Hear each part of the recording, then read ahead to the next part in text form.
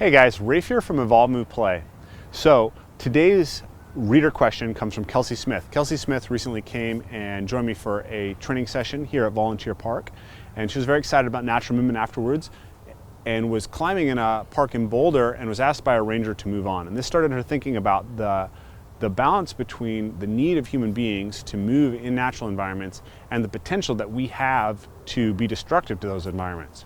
And this is a really important question because the truth is that if everybody started a practice that looks like the one that I have of climbing trees, if we're all living in the city and going to the same parks, it can easily become overwhelming to the environments that we move in. The trees behind me are living things. If I come out here and play with them and move on them, that actually makes them stronger because it's like resistance training for them.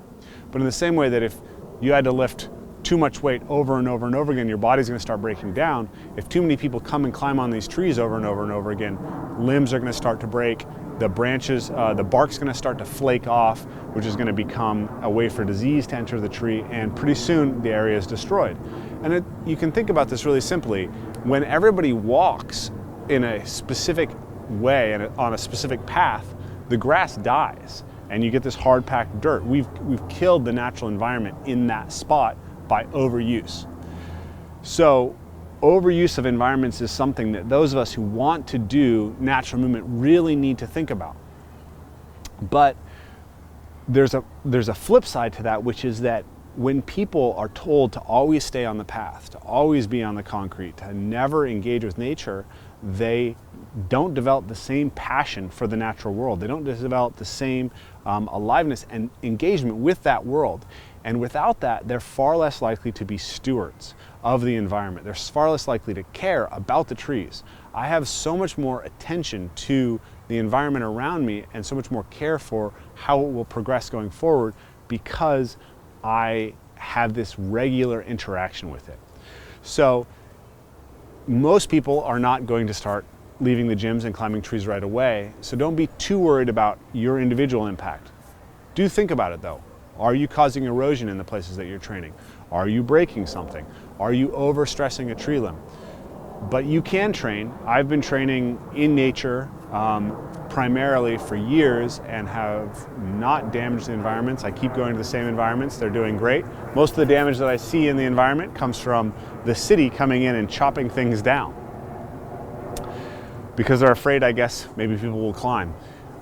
We need to have a community of people who care about the trees, who care about the natural environment so that they can become advocates for it. When we get to the point where there are too many people who are climbing trees, then we can be advocates for building more parks, for growing new trees, for finding new areas for people to move, and if necessary, there can be regulations around how much usage an area has. But that's kind of a problem that we don't yet have. We have this idea that comes from certain parks of leave no trace, of never kind of touch the environment, and there's good reasons for that in some areas.